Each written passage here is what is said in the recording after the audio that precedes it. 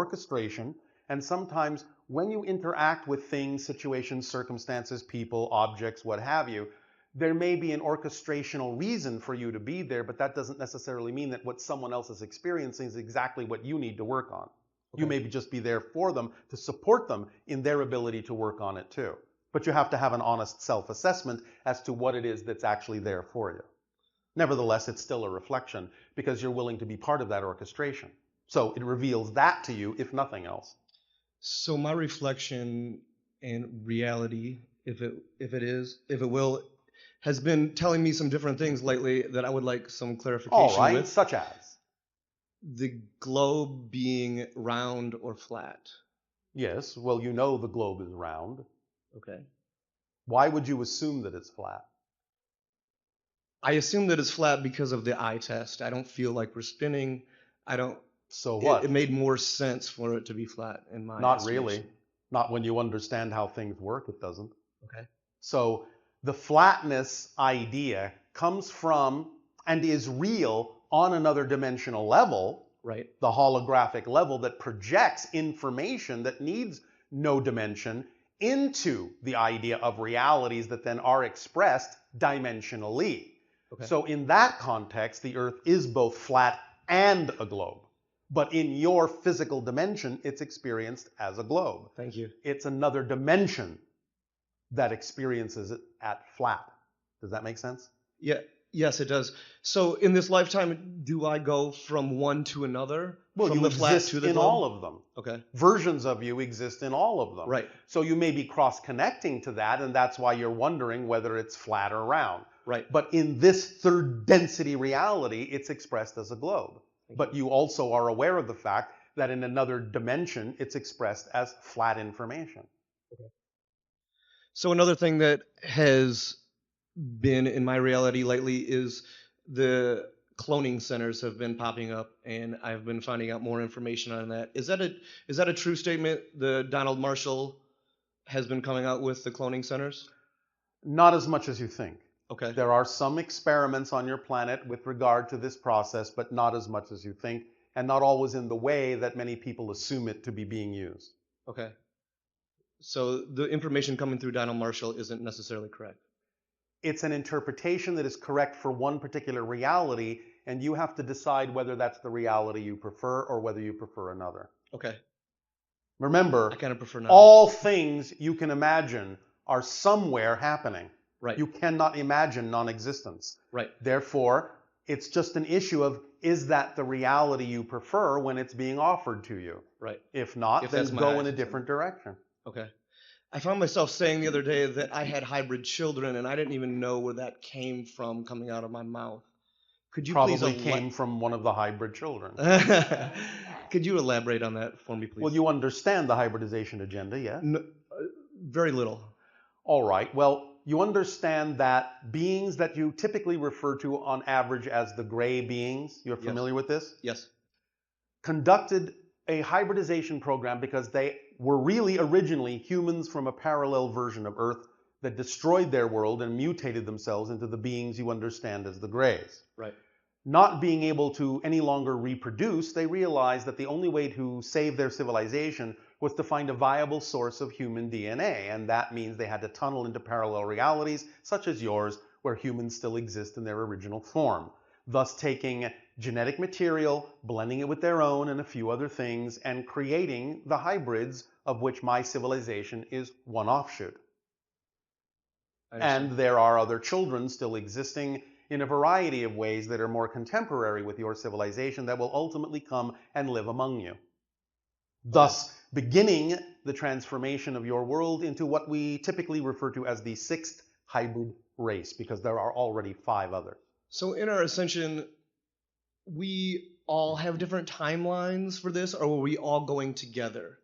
The ones that decide to be of a similar vibration will experience themselves going together. The ones that have different timelines will not. Okay, it's that easy.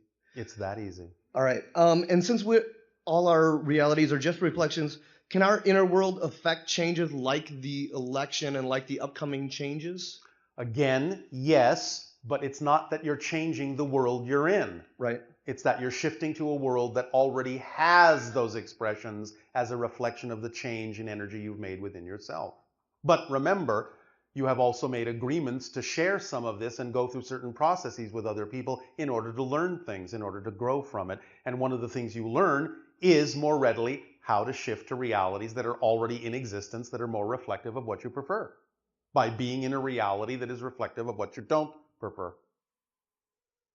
Makes sense. It does. That's why I said it. So when I am following my highest excitement, sometimes I fight the feeling of I'm not working hard enough, I'm being lazy, and then I have to balance that out. Again, remember that it's all about letting go of beliefs that are out of alignment with that vibration.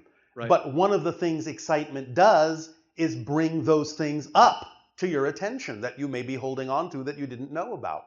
So if you are acting on your excitement and suddenly you find that there is a negative feeling, a negative experience, a negative belief within you, then excitement is doing its job by revealing that to you so you can let it go and add the energy to your excitement. So in other words, whenever your excitement brings up something within you that you don't prefer, get excited about the fact that it did that. Okay. That's part of the excitement process. Because then once you're consciously aware of it, you have something to work with. You have something to let go of. Okay. If it remains unknown, then you can't do anything about it. Right. So that's part of the process. And So how do be I lay excited that about down? it. Lay it down? Yes. How do I lay that down, that feeling, that When negative you allow feeling of, yourself to actually consciously identify the belief that's out of alignment with you, yes. the moment you truly access it and truly consciously identify it, it will automatically and immediately appear nonsensical and illogical. And as soon as it does, it's gone. That's the end of the process. Right. Because if you really actually see it as nonsensical and illogical, there is no reason to hold on to it. If you are still holding on to it in your behavior, then there's another belief you haven't found that says you must. Find that one. Keep digging. Understand. Does that help? Yes, sir. Oh, sir. Oh, so formal. All right. I was led to get some numbers on my arm that I was told would help me to remember my own frequency. Can you please expound on that? What numbers are you talking about?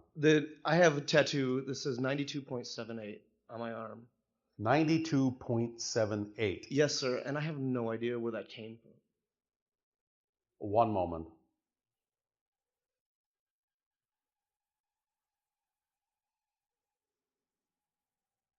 All right.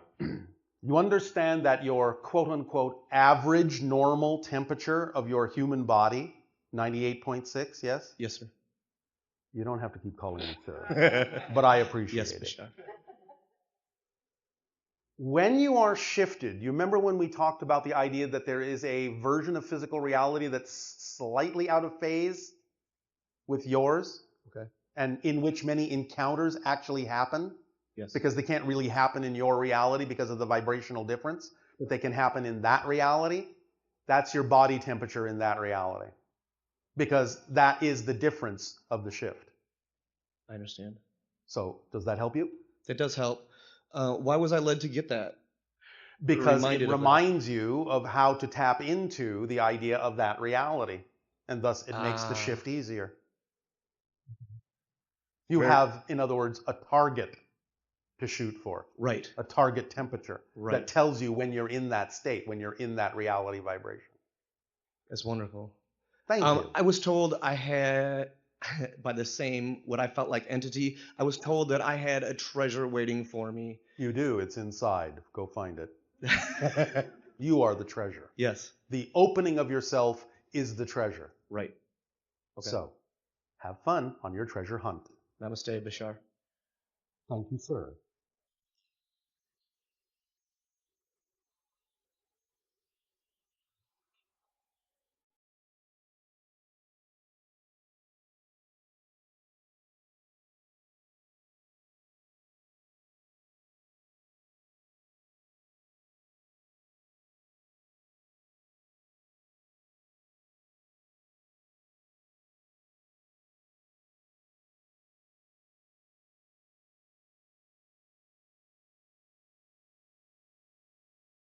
Good day, Bashar. And to you, good day.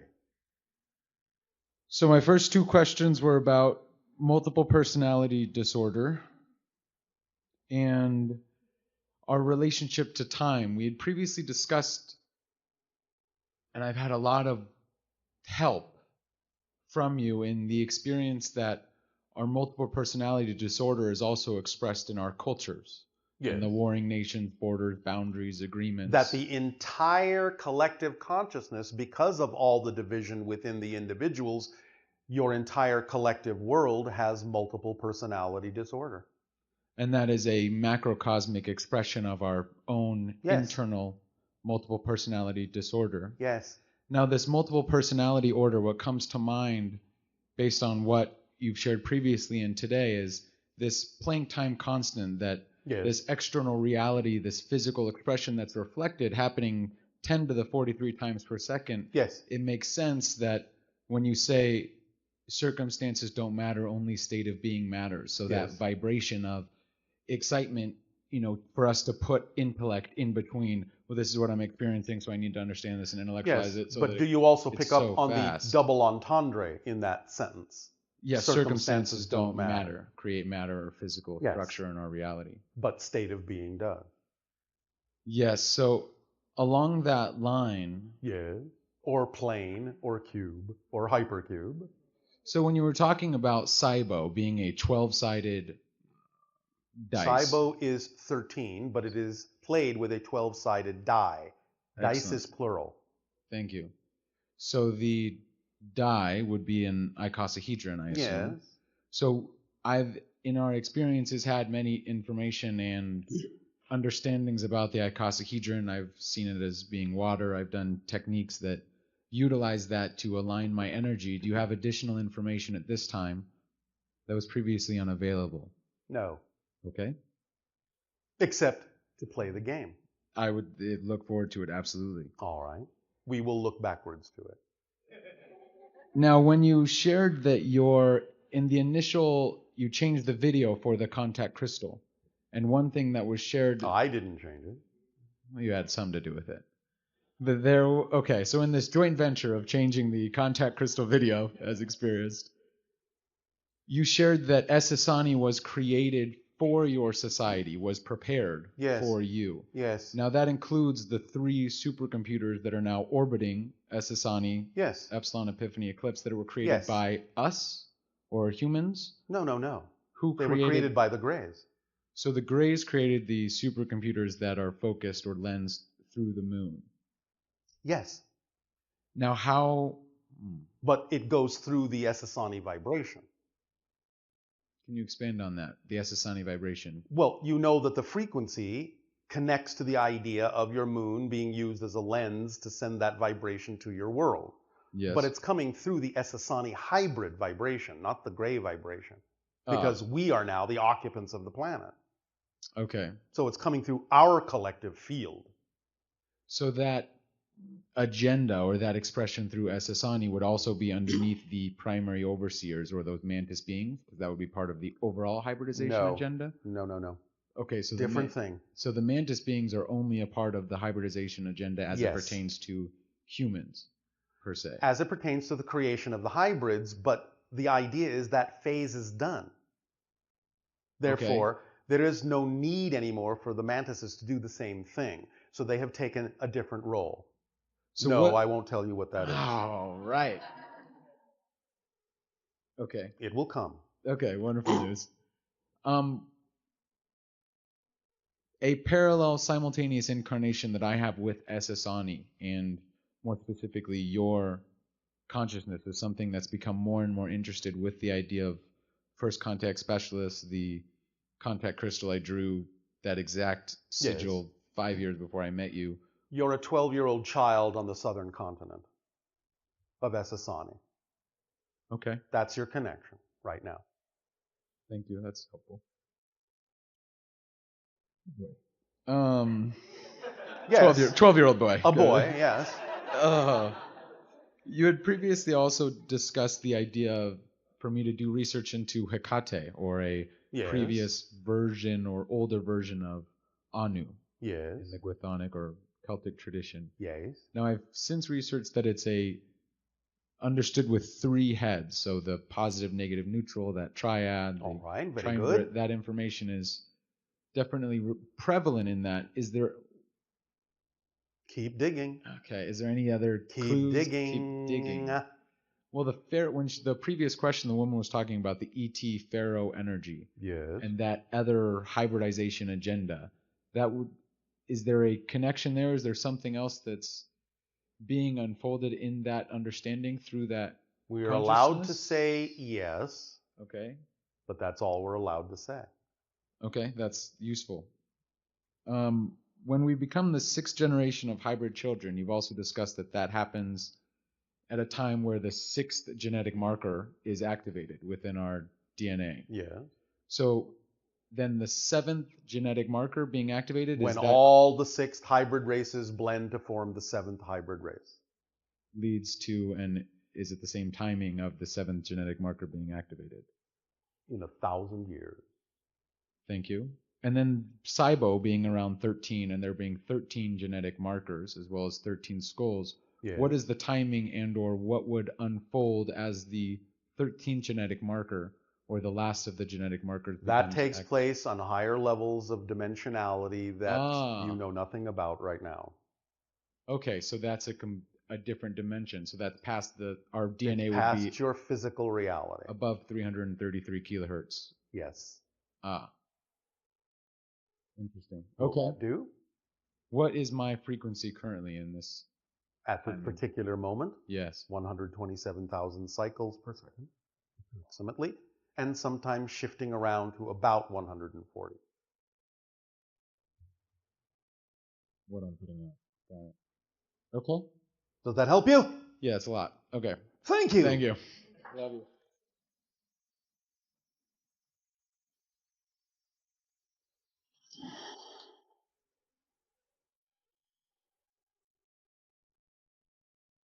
Holy smokes, Bashar. Holy cow. I just want to say thanks to Kate.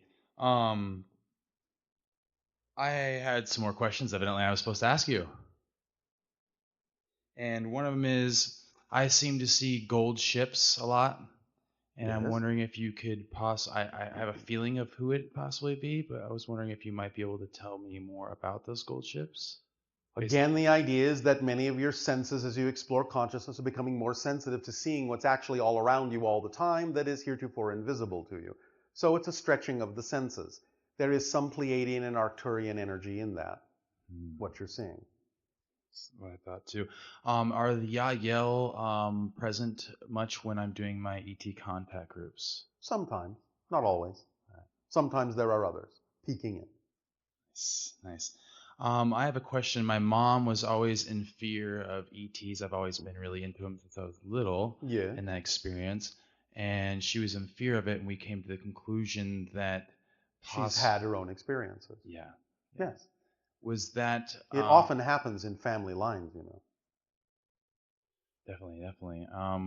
Was there a period, because I had a vision when I actually was having the collapse of my life in such a positive, good way, that changed my life. Yes. I had a vision of me standing around my mom as an astral being, looking at her on a table. Yes. And me actually going into the fetus. Well, again, yes, you can have these kinds of perspectives from a quasi-linear, quasi-temporal, quasi-physical perspective of some of the things that are going on, and can see it sometimes from multiple points of view. Did they do? Did they do anything to marker me or enhance me as a hybrid Earth human? Again, all that needs to be done is a slight adjustment of some of the genetic markers within your DNA.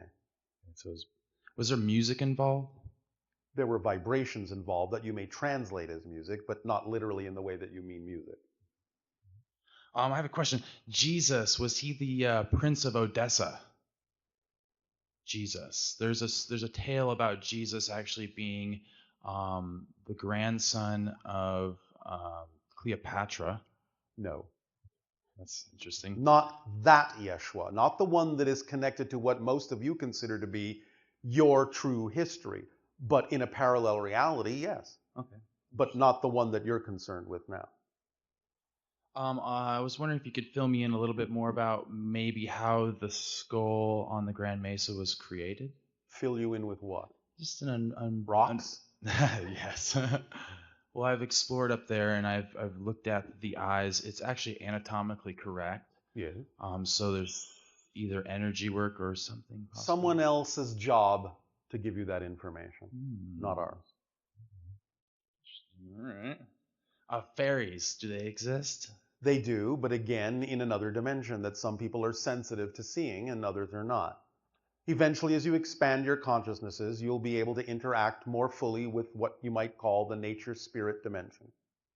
I have a question about video games and playing. I have friends that are video game designers and some friends that play video games a lot. Yes. Even if it is of your highest excitement in such ways, if it really matches your highest excitement truly, then you will find that there will be benefit. If it doesn't, then there may be other effects. Okay. And you have to take it on a case-by-case, person-by-person basis. You cannot make a generalization out of it. Interesting. And that will do for now. Thank you, sir. Thank you.